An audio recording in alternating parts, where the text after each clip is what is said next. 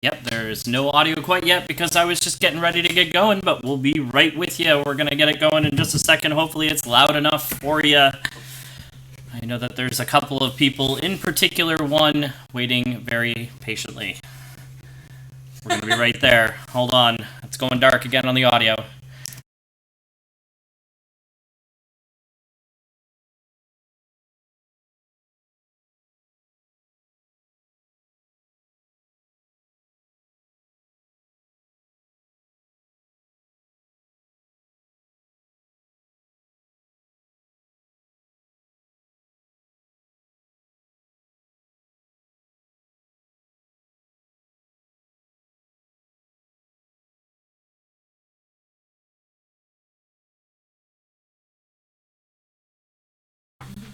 And how do I do this again? I do that one. Oh, there we are. Awesome. Let's go big. Hey, go big or go home, right? Hey. Hey. Hi everyone. Welcome back to Discovering Your Past. Hey Jen. Hey Claire. Hi, Jen. Hi, Mom. Claire. I've got a slightly new setup going on here on my end, so if the audio sounds a little low, let me know, and I'll pop that up a little higher for us all. I kind of want to make sure that everything is going well, but I hope everybody had a wonderful weekend. As you can see, I have a slightly red dome going on, and it's a little painful, but Kind of a beacon. it's kind of a beacon. I always forget that even on cloudy days, one can get a sunburn. So, yeah. So I'm looking forward to this tonight. The audio sounds like we both breathed helium. That is interesting. Well, mine always sounds higher on audio. You know what? I can do this. I wonder if it's bumping through. Let me see if I can. Breathed helium. That is interesting. Yeah. Oh. It does, doesn't it? That's really interesting. I wonder if it's this. Check, 1, 2. Well, let's try that. I just made a little change.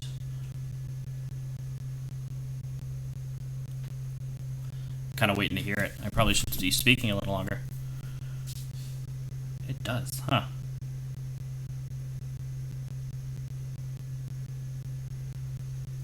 That's weird. I wonder what's doing it. Settings. Audio. Sample rate, stereo, default, disabled.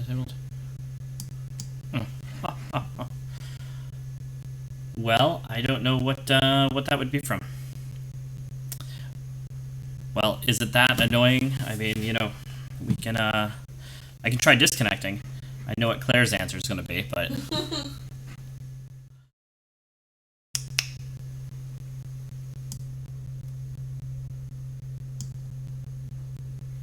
That is pretty annoying, actually, now that I can hear myself. Alright,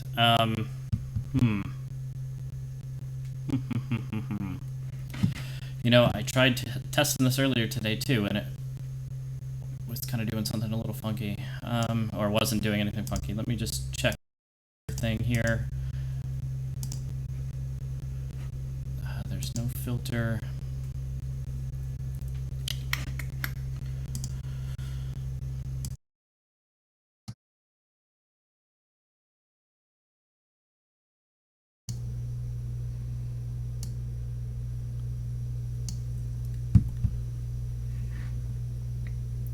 Alright, well, I guess we're just going to have to go with it. And... yeah, okay, we're just going to go with it. You're just going with it? Alright. Yeah. It does sound really, really weird. Yeah, Will don't just... be better? Yeah, we'll just talk really, really low. Alright, so... as you all know, a couple... was it what, about a week, 2 weeks ago? 2 weeks ago. We got Claire's DNA results back, and tonight is the night when we check out mine, because mine came back over the weekend, and I have not peeked, and we're gonna go with it. So again, everybody, welcome to the live show. Feel free to ask any questions. I do want to, again, it fixed itself. Awesome. That is even better. Did it fix itself because we were talking really low? Anyway, yeah, it's probably just a network thing then. Who knows? So again, I'm gonna preface this with, I'm not by any means a DNA expert. I don't know enough about it yet, but by doing this, we're gonna learn along the way. Exactly. Yeah. We did Sue's DNA test a couple years ago. Yep. Now we really haven't delved into it too much, and then we just did mine and Claire's. And the book that I'm going to recommend for everyone is here. I'll go big screen on it again. Yeah. Is this here, The Family Tree Guide to DNA Testing and Genetic Genealogy by, where is it? Blaine Bettinger, right there. And I've gotten further through the book since the last time we spoke, but not quite far enough. So that's going to be our teaching guide as we go along the way. Deb Sweeney is going to be giving us a big hand, I'm sure, throughout the whole process. Deb Sweeney, you'll remember from the first couple episodes of Discovering Your Past. And that's the screen I want. And, well... Author. She's an author. Author Deb Sweeney, author of... a bunch of books now. Several books, but Dear Mother, Love Daddy, and she's watching, she's going to kill me. The other book that we did the cover for. I know. And the other one. If you're out there, Deb, plop it in there. Please plop it in there with your Amazon number so that people can go buy it. Because anyway. I feel really bad that we can't remember the name of it. There it is. Yep, Voice is Better. Yay, Blaine's book. Excellent. Deb, I am so sorry. What I'm gonna look this up now. It is, oh my gosh, my mind is blank. Well, anyway, to Mother with Love or To Daddy with Love or something. Yeah. Something like that. Oh. Is it something like that? DNA. That's what we're here for. Yeah. All right. Sorry. Lots of Love Daddy. That's the book. Lots of Love Daddy. It's because she's over on the other side here on the Facebook side. So. Thanks, Deb. Deb, I'll try to keep an eye on this one as well. Let me get a second window open up here so that I can see both Facebook and not Facebook. Excellent. All right. Hey, Kevin, how are you? Glad to have you here, but let's get on with it, shall we? So, we've got Ancestry open here. I've got it open so that I don't have to accidentally type in a password and then change it on us all. I've got the comments open on this side, and here we go. DNA, my DNA results, and it is set for me. All right. Are you ready? I'm ready. Well, it's too late because I already clicked. Okay. All right. Hello, Daniel. All right. Well, we'll do it like we did before, and ethnicity estimate. I'm not going to be too terribly surprised at a few of these things here, but especially because we got a sneak peek on Mom's side. But here is the map. 41% Great Britain. 28% Europe West, 16 Europe East.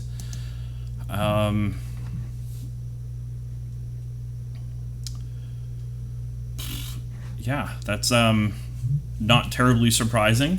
Great Britain has got to be your dad's family.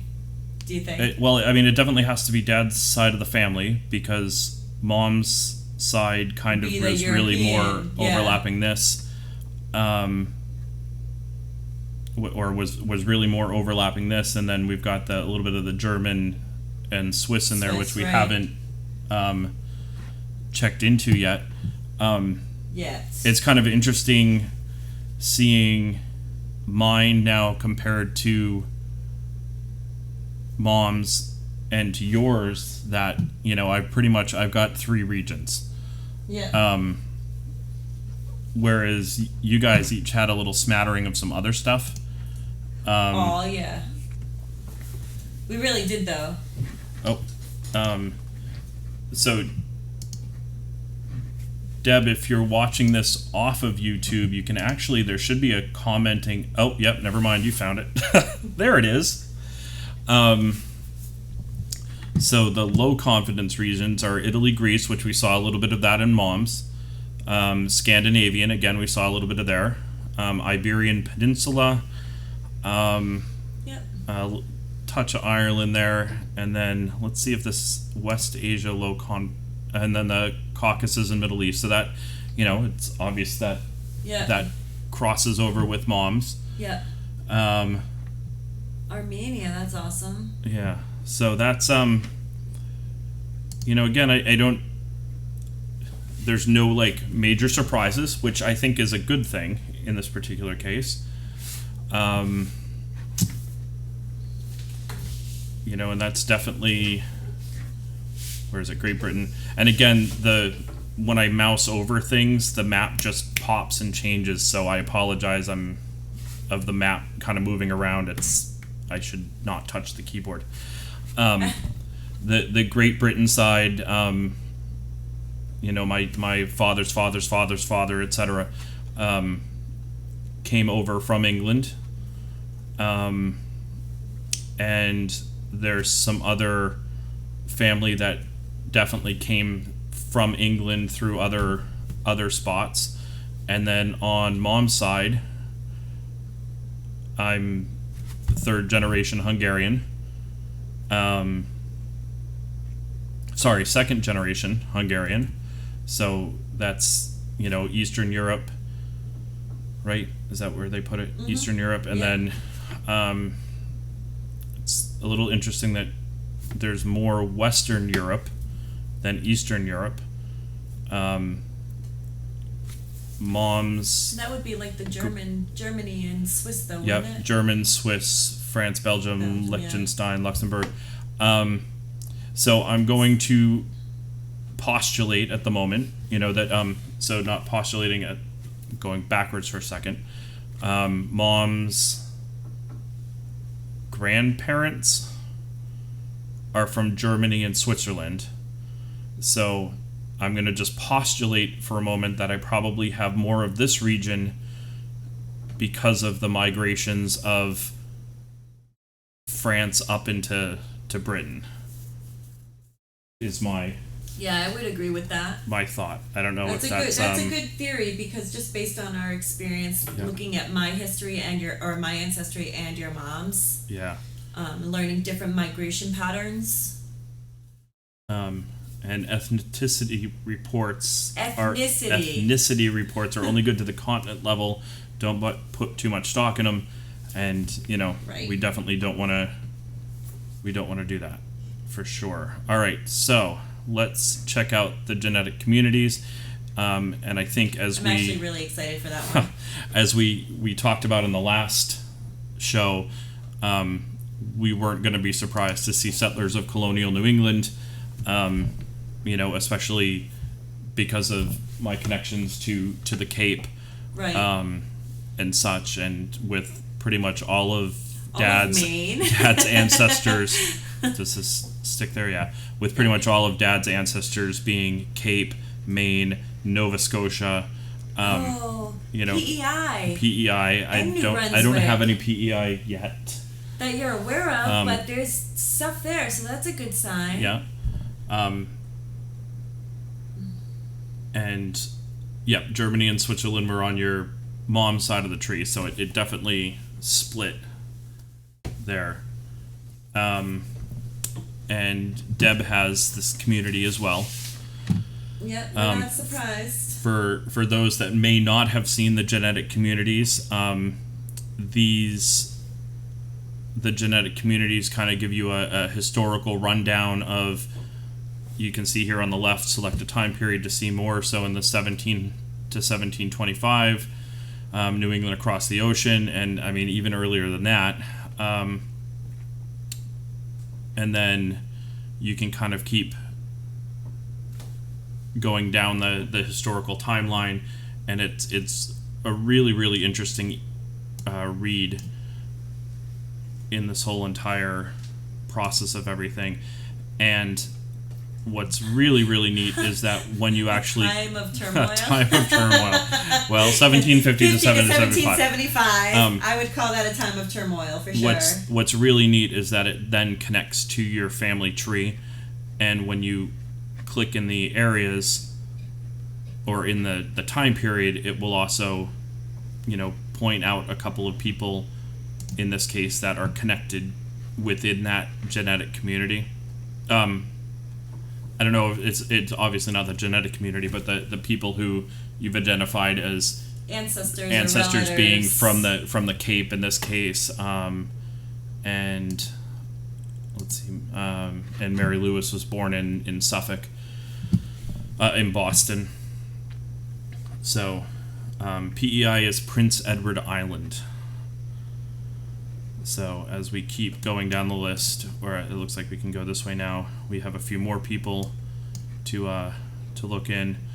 And this is kind of interesting too. They threw in a historical insight about whaling in New England. And again, I think this is probably, I'm sure, more for people who are learning the history of the area. That is such a great photo. But I think it's really interesting too, because even if you know kind of the history of the area, you don't necessarily know that that's connected to your history. But we know that you have an ancestor who was the captain of a whaling ship at one point. Is that right? We don't know that it was a whaling ship. Oh, but between myself and Jake Fletcher, we were kind of postulating that maybe that's a place to look, is whaling. Right. So for someone else, it might be another place to start, Sure. And certainly if we hadn't have thought of that already, that would have been a great that place. makes a lot of sense. Yeah. And as we keep going through, we see more and more of the history of the time period. And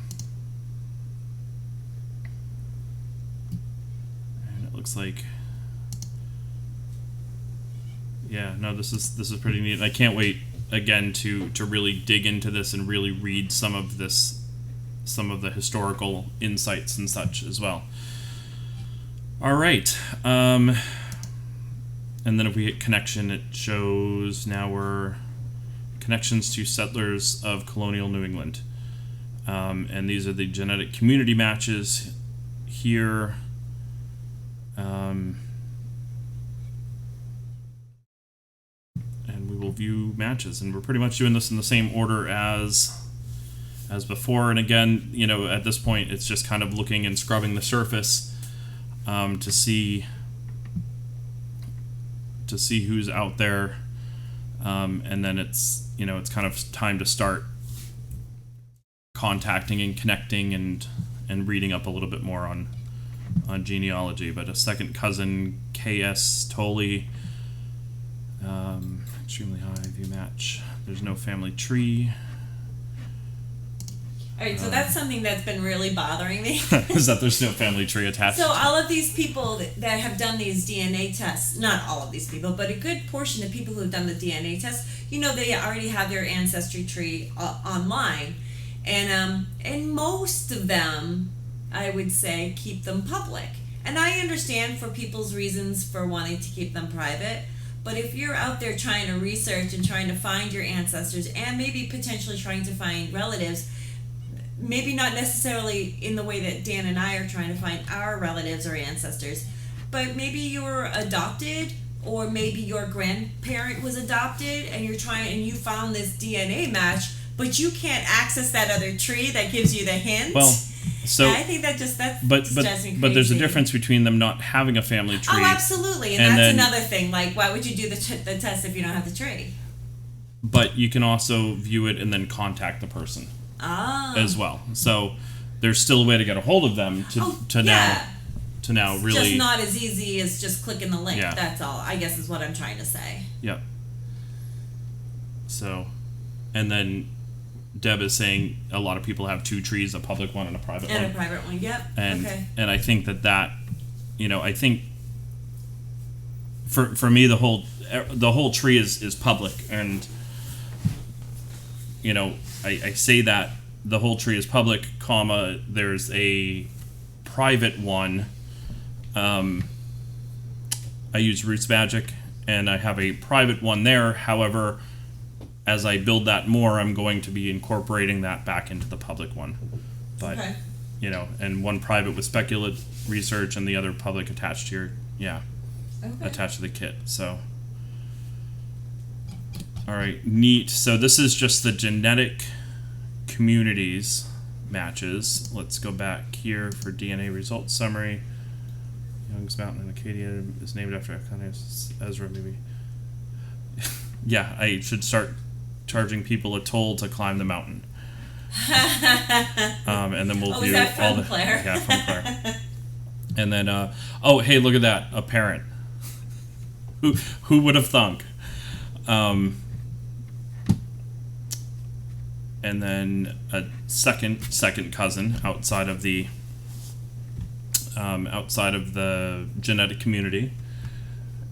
Oh, that's kind of cool.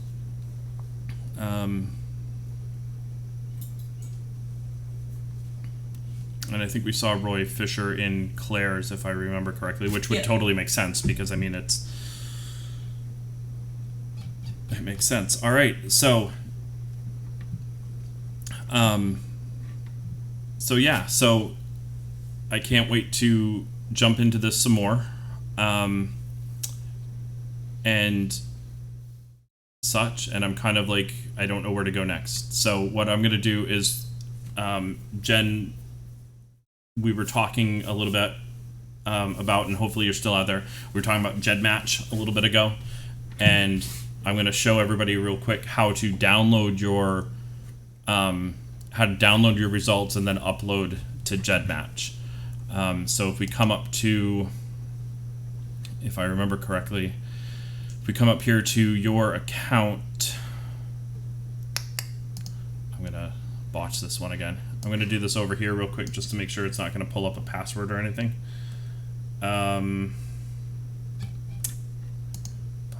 Profile. I did this just the other day too. I was like, oh yeah, I'll remember how to do this. It's like how Facebook changes its algorithm. Yep. Every 30 minutes. Oh man. Alert, sign out. Well, I'm pretty sure I'm not going to... Oh, there it is. So, back in your DNA matches,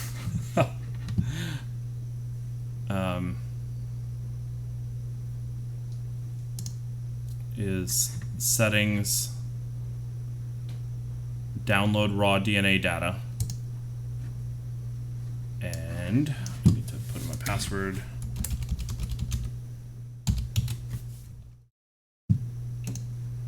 Confirm. And then what it does is it emails you. It's going to email you a link to the test. Okay, fair enough. What did she say? Deb was saying I would be cautious about showing too much about your matches. It's one of the genetic genealogy standards to respect the privacy of individuals. Okay. That totally makes sense. Yeah. So we will just continue to show uploading it and go from there. And then, Jen, you can totally play around from there. So I'm going to have a... Here, we'll let everybody look at this again while I do this. So I'm going to go into my email on this other monitor here real quick. So I look up and make sure that we're on the correct... the correct email. Yeah, really. That's what happens when you have a million of them. I was making sure that we were on the correct screen, actually. All right, well, it hasn't come through yet, but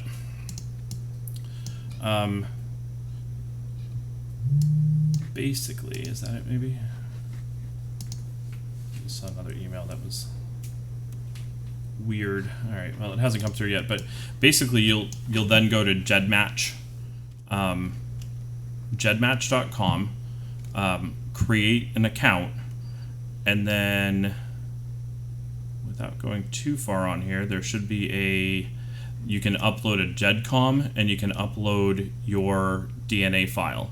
And I've already uploaded Claire's, but you would click generic upload fast, type in the name of the person and alias if you don't want to give too much away, male or female, the mitochondrial haplogroup if you know it. I don't, so we kept that one blank. The Y haplogroup if you know it, which I didn't, so I kept that one blank. Well, for Claire, obviously, it wouldn't have mattered that you acknowledge it, and then you click Browse to select your file, and then you upload. They give you a kit number, and then you can use that to then start trying to connect with other people. They have, let's see if we can do this correctly. On the right-hand side here, so on the left-hand side it lists my different kit numbers, but on the right-hand side we can do a 1-to-1 compare, which I was hoping to be able to do with mine and Claire's right now, but it still hasn't, the email still hasn't come through. So I wonder if I missed a step, or I'm checking my spam box right now as well. Nope, it's not there either, so it just hasn't come through yet. If you do like a 1-to-1 compare,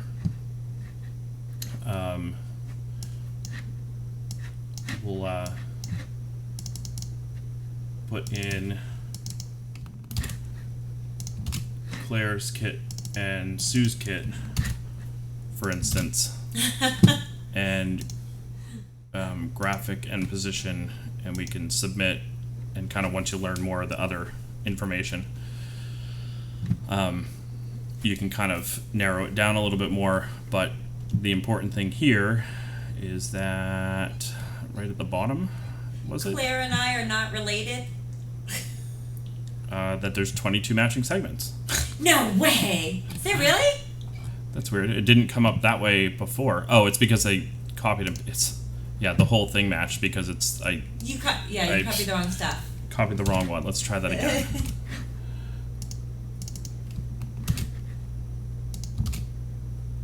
Huh. Oh, I know what I did. I screwed that up completely. Hold on.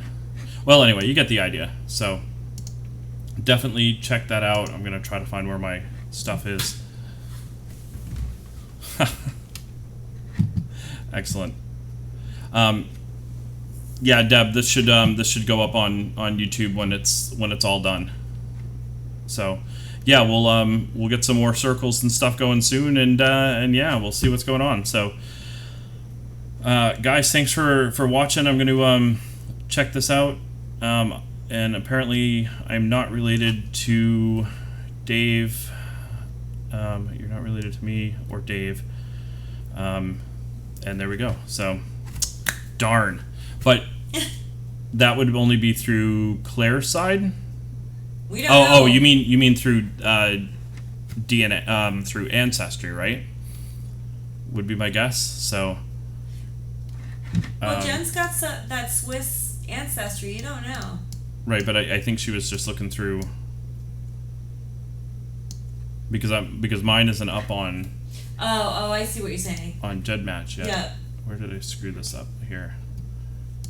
Claire was that one. You are that one.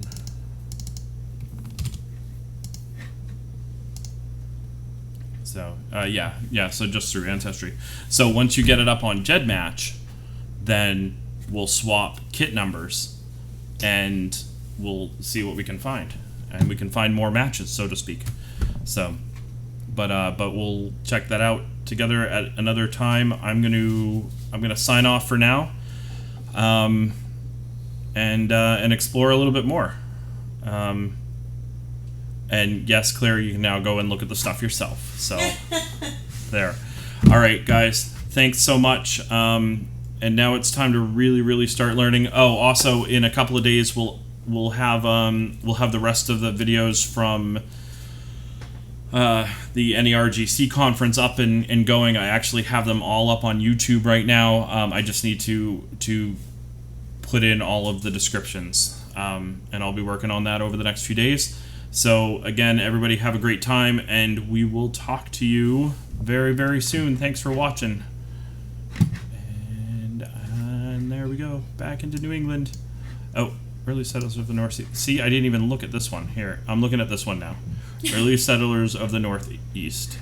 Again, no big surprise. Yeah, and then it goes into Pennsylvania and New Hampshire, and I think some of my ancestors kind of went into New York. And Northern Jersey, which again, no surprise. Yeah, really no surprise. All right, there we go. We'll talk to you all soon.